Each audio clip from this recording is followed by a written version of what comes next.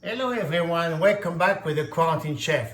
Today our recipe is lamb shank, peas, broccolini, spring onions. So already it's starting to cook the lamb shank because it takes between 35 to 40 minutes to cook the lamb shank. So let me show you what it looks like right now. Right? So it's a beautiful piece of lamb. Which part of the lamb is the lamb shank? The lamb shank is the bottom of the leg like this, right? Oh, okay. Right there, right? So this I don't want to say it's easy. This is something you guys have to know how to do it. So it's like lamb shank, no more. We bought it at the grocery store. Salt, pepper, olive oil, and then. And you put it in the oven at how many degrees? Sorry. I cook it for like 350, 400. Okay. Okay. And then when it's almost cooked right now, I'm gonna add some garlic. So look at the garlic. It's not peeled. It's like the raw garlic like this. And you're just gonna put it in like that in the pan to give it flavor? Yes. And the flavor is gonna be different, and the garlic is gonna roast it by himself. And some fresh thyme. Okay. Because Let me see. Let me get a close up on that. Oh, it looks just beautiful. How long do you think it has left to cook at this point? probably like let's say 5-6 minutes. So the last 5 minutes, you add that. Yes. Okay, cool. So yeah, because if you add the garlic and the thyme, you know, from the beginning of you starting to cook the lamb shank, what happens is the garlic is gonna be overcooked, and it's gonna be crispy. It's gonna be too caramelized. Okay. And the thyme's gonna burn. Okay. So the idea is to keep the flavor of the three ingredients together, right? Got it. Okay. The garlic, the garlic. thyme, and the lamb shank. Correct. Okay. So what we're gonna do now, we're gonna talk about the spring onions. These are beautiful. They're beautiful though. What? See that? They're gorgeous. And they smell so Can I good. smell? Sure. Oh, wow. They smell awesome, huh? Delicious. So, Absolutely smells gorgeous. What I just did, I just see I keep everything like this. I wash them very well, and I take out the first skin of it. Okay. And what I'm gonna do, I'm gonna have some water on it. A bit of water like this, maybe a little more. A bit more. A bit of butter. Right? Okay. What would you say that is? That is 2 tablespoons, perhaps? Probably. A bit of sugar. Sugar. Sugar. Oh, okay. Right? A bit of pepper. If it works. I don't know if it's gonna work. Yeah, it works. We just got it this last night. A bit of pepper like this. Some salt. So some salt. Right. Like this, right? Now, I'm assuming that if it's sugar in there, is it to caramelize them? Yes. So what we're gonna do, we're gonna poach the onions first, and then as the water is gonna be evaporated, they're gonna start to caramelize. Okay. And the flavor is gonna come together. Right? Okay. So let's check our lamb shank. Ooh, looks beautiful, right? See that? So any question you guys want to know about the lamb, you should ask me, of course, on my Instagram page. It smells good, isn't it? Oh, it smells delicious, Jeff. Beautiful. So something about the lamb shank. The lamb shank has to be cooked well done, right? Okay. You cannot cook the lamb shank medium rare or medium. It has to be well done. Why? Why? Because it's like so. It's gonna be so soft when you cook it, when you eat it. Okay, so if you do it rare, it's too chewy. Is that correct? You won't be able So, to. because I know usually when you cook lamb, it's usually the rack of lamb, and I know that you always do it, rare usually. Yeah. So that's interesting. Okay, to The know rack that. of lamb has to be rare, And the lamb shank? leg could be rare. When you go to the bottom, it has to be, you know, like Well done, like well interesting. done, because it's like you have so much fiber on it, and Okay. and it's like so much jelly on it in the legs. Okay. So it's gonna be soft and good. That's why we always use the lamb shank and the neck to do the stew. For I was example. just going to say to do stews. Okay, right? I understand. Okay, so what I did, I got some peas right there, right? Okay. Got some peas. How's that coming along? Not bad. See? We want them to caramelize before we add the ingredients together. So you're adding the peas and the broccolini. So what I did this morning, I blanched, like right before we started the show, I blanched the fresh peas. So blanch something. They're still a little hard. That's good. Yes. You don't So want to do too just soft. blanch it. So salt the water, boiling, and you blanch the peas for 30 seconds. You take them out, and you put them back in the ice water, and they stay still green like this. Yeah, they're gorgeous. And crunchy, you know. Absolutely. Same thing with the broccolini? Same thing with broccolini. And in this recipe, especially right now, because the season of the peas is right now, so don't use the frozen peas, because you cannot, and don't if you decide to use frozen peas, don't blanch them because they're already blanched anyway. Okay. Right? Got it. So now we have to wait a little bit for the onions to be cooked. Okay, so I'm gonna add some on the recipe. I'm gonna have some parsley. Again, that's the Italian parsley that you so love to use. A little bit of parsley. Yeah, actually that's the parsley I use from in the beginning of the week, and I keep the parsley in a bag in the fridge, and they won't move. I do not cut the parsley too thin because the idea is to give some flavor of the peas, right? Together.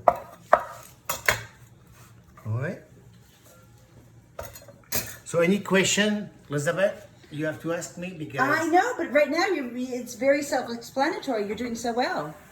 Oh, that's coming along nicely. And that's on high. that's on high. Yes. Yeah. So it takes a little bit of time to cook the onions, but it tastes so good. But the way we use the spring onions, you can do anything with that. The idea, or you can caramelize the onions, but you can caramelize any kind of vegetable the same way. A little bit of water. Let me give you an example. Carrots, for example, you put carrots, a little bit of water, salt, pepper, sugar, and you let them cook like this, and they're gonna be beautiful caramel. They'll be shiny and sweet at the same time. They're gonna be really, really good. Any kind of veggie, except the zucchini, for example, because they have the tendency to turn black, and they're not really. They're gonna be good, but they won't be They don't look good anyway. You see that? So do the onions stay this large for this recipe, or do you cut them I want up? to keep it large because it's like it gives some I don't know, something different than any kind of recipe. Because Nice. if you cut up too thin, Then it just becomes a mess. mushy mess. You won't see any. Okay.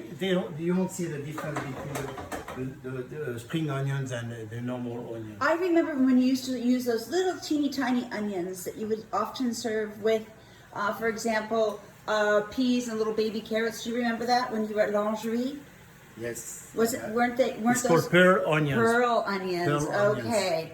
So this actually when I went to the grocery store, I was in between buying the teeny one and this one. I think this one is more interesting to buy this one right now because it's the beginning of spring and I understand. and this That's one awesome. is cheaper, more interesting to do. So Yeah, and it's more family style. that's why we The want other to one is a little bit more sophisticated, I think. do. Yeah, well, we can do. This is something we can do next time with Elizabeth. We can do some onions, Greek recipe, which is with tomatoes and olive oil and a little bit of garlic and coriander. And this is something easy, and we can do mushroom at the same time. You know, this is something, because I'm at the same time talking to you guys, I'm thinking about what we can do next. Okay. You know what I mean? Yes. And what we can find in the grocery store. See? Yeah. So I think that the lamb has been more than 5 minutes now. So I'm just wondering, Yeah. how do you know when it's done? Oh, you can see because when you buying the lamb, the meat goes all the way to the top of the bone, and as you cook it, see that? Oh, it slides down? Slides down by itself. See, I didn't see what it looked like before you started preparing it. So wow, it's cool. So it's moved all that way. By itself. Because it's shrinking from the bone as it cooks. So what I did is, when you get the lamb, you get the lamb with the fat on it. So I keep the fat, because when you cook the lamb, the fat goes away by itself. See that? So all that fat, do you make a juice from that or something? That's what we're gonna do right now. No. If you want to. The thing about this recipe, though, you just have to pay attention to everything, because it's a lot of stuff to do at the same time towards the end. Yeah, that's why I don't want to say it's easy, like somebody Right. will say it's easy, it's simple. It's not that simple. It seems but like a nice Sunday dish. It's not tasty because you have time. Everyone has time right now. So just have to follow the recipe and watch the video one time, twice if you have to, and then you can do the recipe. So now, you are adding. I'm adding some white wine on it. Okay. A little bit of white wine. Like this. A little bit.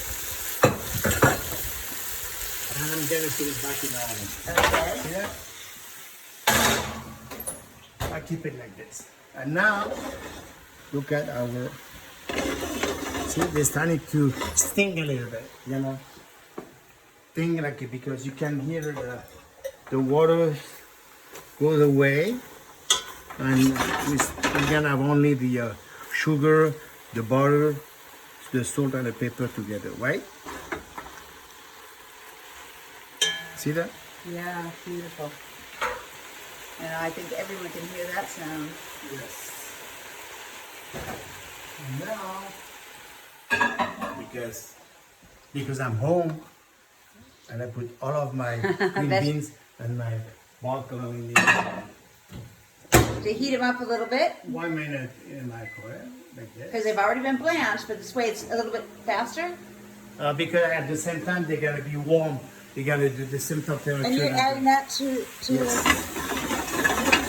That's what we're gonna do. See that? That looks. You don't have to add the green beans if you like the green bean, the peas, or anything. You can just do the same thing with only the green onions. That's Yeah. enough. But it's nice to have the mixture of colors. You know? The mix of flavor as well. Of course. And I don't know if you remember, the mix of flavors. There are only three Flavors. That's what you like to cook right? with all the time. All right. Because you said that the tongue is only able to recognize three flavors at the same time. Yep.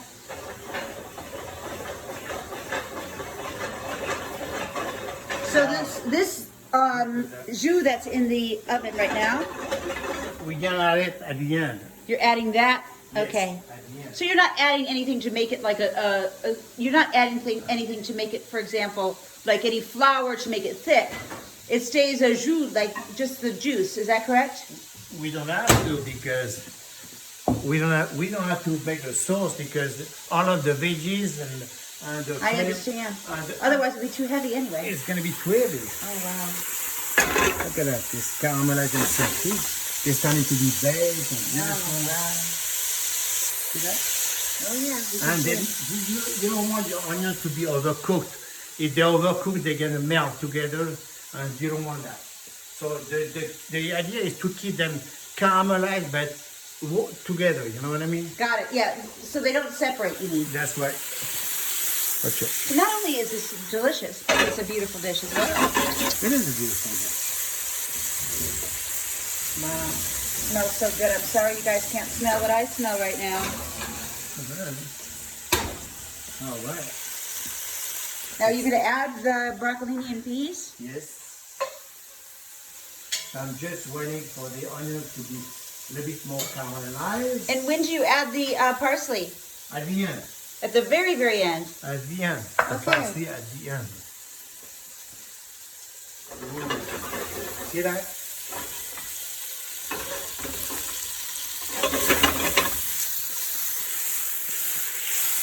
People don't get dizzy. They're shiny and pretty, you know? See that? So good. Smells divine, Jill. Smells divine. It's good though. Okay. So now you're adding the broccolini. And the peas first. Okay, peas first. Peas first.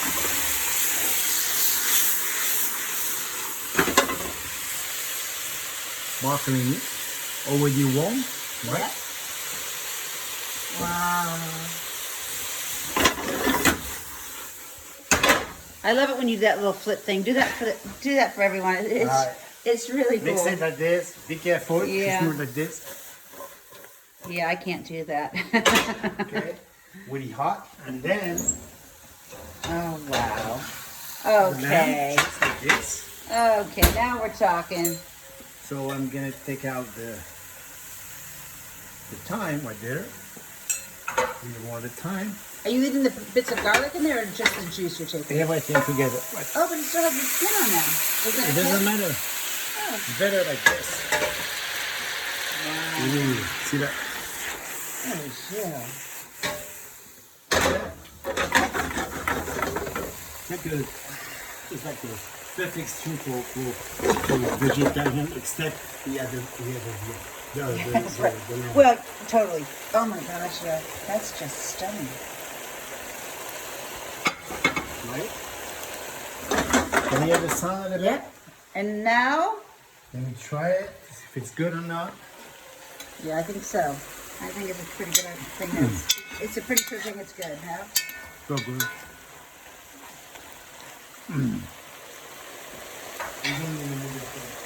That's great. Parsley. Let's mix them a little bit. One more. Like this.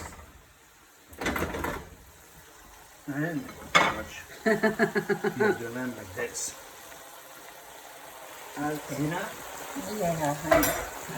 They see that all right. That is just amazing. All right. See? Bravo, chef.